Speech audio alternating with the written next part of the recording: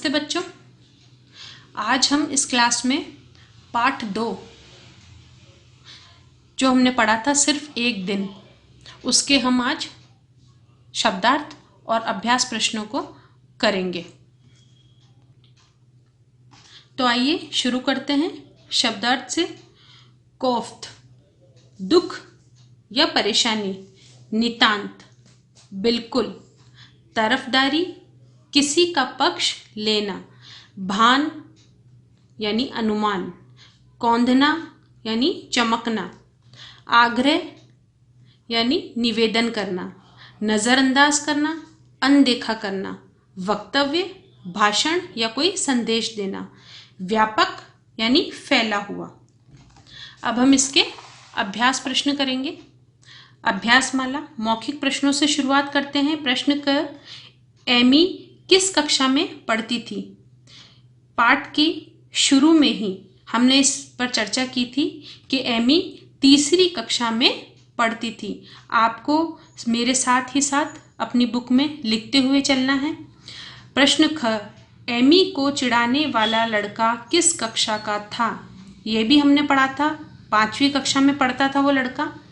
प्रश्न ग, एमी ने किसे पत्र लिखा? एमी की जो माँ थी उन्होंने उसे कहा था कि एक प्रतियोगिता चल रही है, कामना प्रतियोगिता, तो उसमें किसे पत्र लिखना है? सांता क्लॉज को। तो हम इसका आंसर उत्तर क्या होगा? Santa Claus. वस्तुनिष्ठ प्रश्न क, एमी को छिपकली किसने कहा? लड़के ने, अध्यापक ने, लड़के और अध्यापक दोनों ने। तो किसने कहा था? लड़के ने कहा था, जो 5वीं कक्षा में पढ़ता था। तो इसके सामने हम सही का निशान लगाएंगे। ख है, एमी कितने साल की थी? 8 साल की, 9 साल की या 10 साल की? तो एमी कितने साल की थी? 9 साल की थी वो। ग, एमी किस रोग से पीड़ित थी? कैंसर से, टीबी से, सेरेब्रल पाल्सी से। तो कौन से रोग से पीड़ित थी वो? सेरेब्रल पाल्सी से। रिक्त स्थानों की पूर्ति कीजिए। अगला प्रश्न हम करेंगे। क है, कक्षा के उस लड़के ने एमी की तरफ घूरकर देखा। वो लड़का कौन सी कक्षा में पढ़ता था? 5वीं। इसकी चर्चा पाठ पढ़ाते समय भी की गई है और अभी पहले भी इसकी चर्चा मौखिक प्रश्नों में की गई है। तो 5वीं कक्षा में वह लड़का पढ़ता था। ख है, एमी ने अपनी आंखें बंद कर ली। क्या बंद कर ली थी एमी ने? आंखें। ग, सबसे बढ़िया लिखने वाले को डैश मिलेगा। क्या मिलेगा? इनाम मिलेगा। घ, वह तुरंत डैश लेकर लिखने बैठ गई। क्या लेकर आई थी एमी सांता क्लॉज को पत्र लिखने के लिए? कागज और कलम। ण, हमें भी दूसरों के साथ वैसा ही डैश करना चाहिए। क्या करना चाहिए? व्यवहार। अगला प्रश्न करेंगे। सही वाक्यों के सामने सही तथा गलत वाक्यों के सामने गलत का निशान लगाना है हमें, है ना? तो क है, एमी 5वीं कक्षा में पढ़ती थी। सही है या गलत? ये गलत है। एमी कौन सी क्लास में पढ़ती थी? कक्षा तीसरी में पढ़ती थी वो। ख है, बच्चे एमी को लंगड़ी चाल को देखकर उसका मजाक उड़ाते रहते थे। ये सही है। एमी के लिए ये रोज की घटना थी। माँ, अगला प्रश्न करेंगे। ग, माँ की बात पूरी होते न होते एमी की हंसी छूट गई थी। यह भी सही है। घ, एमी की दीदी तथा उसकी माँ को लगता था कि एमी जरूर 5 फुट की बारबी गुड़िया मांगेगी। 5 फुट की बारबी गुड़िया की बात हुई थी क्या? सोचो, आप बताओ, कहानी में हमने क्या पढ़ा था? पीछे हम पेज पलटेंगे और देखेंगे कि एमी की दीदी तथा उसकी माँ को लगता था कि एमी जरूर 3 फुट की बारबी गुड़िया, यहाँ 3 फुट की बारबी गुड़िया की बात हुई है। तो और यहाँ पूछा गया है 5 फुट। तो ये आपका उत्तर जो होगा क्या होगा? गलत होगा। एमी के लिए हर पत्र में संदेश था। जब उसके पास संदेश आए तो उसके लिए हर पत्रों में क्या था? संदेश था। ये बिल्कुल सही है। अगला प्रश्न करेंगे। पाठ में पहले क्या हुआ फिर क्या हुआ, क्रम से व्यवस्थित कीजिए। ये काम आप खुद भी कर सकते हैं, लेकिन फिर भी मैं आपको ये करवाती हूँ। क, मेरे साथ स्कूल में एक समस्या है। ख, एमी को इससे बहुत कोफ्त होती है। ग, 5वीं कक्षा के उस लड़के ने एमी की तरफ घूरकर देखा। घ, हमें भी दूसरों के साथ वैसा ही व्यवहार करना चाहिए। और न, हालांकि प्रतियोगिता उसे रोचक लगी। तो सबसे पहले उसका सामना हुआ था उस लड़के से और उसने उसे घूर कर देखा था, तो पहला नंबर हम यही लिखेंगे। लेकिन इन बातों से एमी को क्या होता था, बहुत कोफ्त होता था, यानी कि परेशानी होती थी। ये लाइन आई थी नंबर 2। तो ये देखिए आप, पहला हम देखेंगे यहाँ पर कि 5वीं कक्षा के उस लड़के ने एमी की तरफ क्या देखा था, घूर कर देखा। पहली लाइन यहाँ आई है आपकी। दूसरी लाइन, एमी को उससे बहुत कोफ्त होता था। ये दूसरी लाइन आपकी यहाँ आई है। हालांकि प्रतियोगिता उसे रोचक लगी। जब वह घर पहुंची तो उसकी माँ ने उसे इस प्रतियोगिता के बारे में बताया। तो यहाँ देखिए ये लाइन,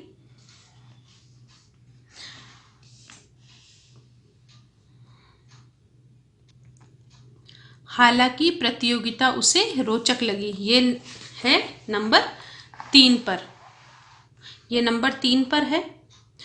नंबर 4, मेरे साथ स्कूल में एक समस्या है। जब उसे पत्र लिखने के लिए कहा जाता है तो वह लिखती है कि मेरे साथ स्कूल में एक समस्या है। ये नंबर 4 पर है। आप खुद ढूंढेंगे और फिर करेंगे।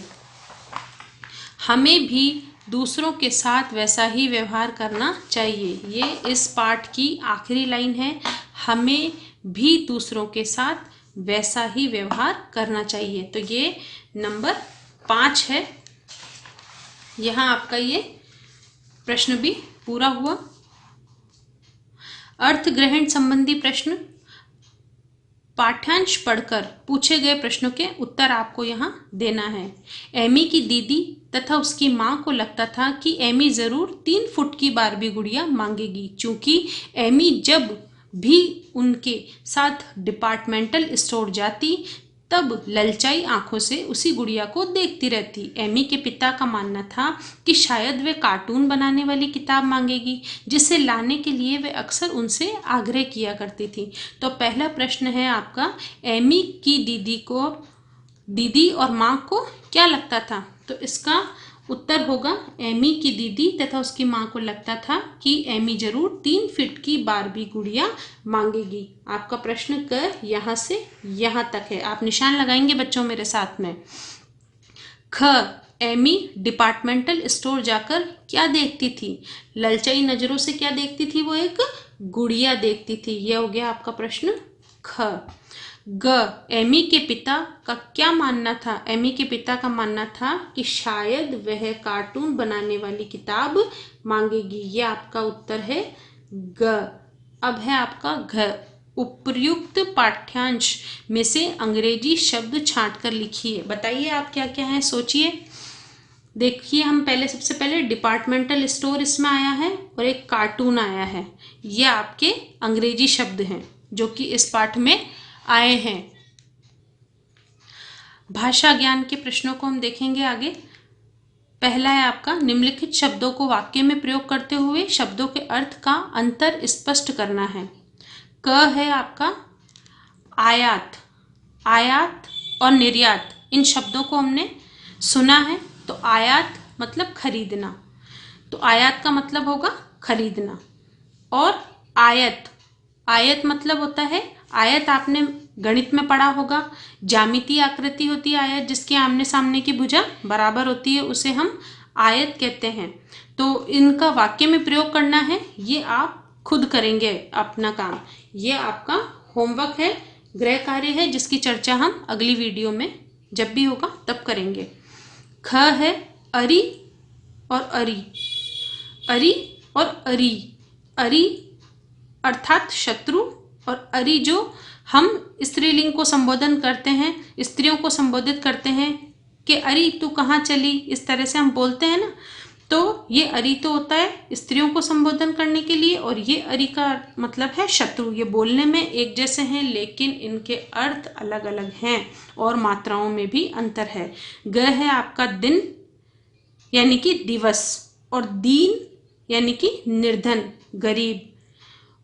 घ है और यानी दूसरी, जैसे सेब और केला, यानी दूसरी चीज के लिए जब हम जब दो चीजों में अंतर स्पष्ट करेंगे, दो चीजों के बारे में लिखेंगे, सेब और केला या राम और श्याम, तब हम इस और का प्रयोग करते हैं। और एक होता है वो है और ये है और, तो और मतलब होता है तरफ, और का मतलब होता है तरफ, यानी कि इस तरफ चलिए, इस और चलना है, तो तब और का, और ये है और यानी दूसरी।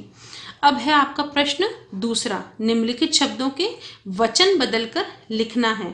तो कक्षा, ये एक वचन है, इसको बहुवचन में लिखना है, कक्षाएं, लड़की लड़कियां। आंखें, ये बहुवचन है, आंख। प्रतियोगिता, प्रतियोगिताएं, तो ये हो गया आपका प्रतियोगिता। ये है गुड़िया, तो इसका क्या होगा, गुड़ियाएं।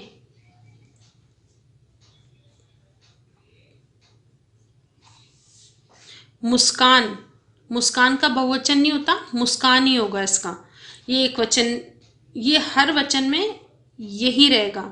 कामनाएं का कामना, लाइन का लाइनें।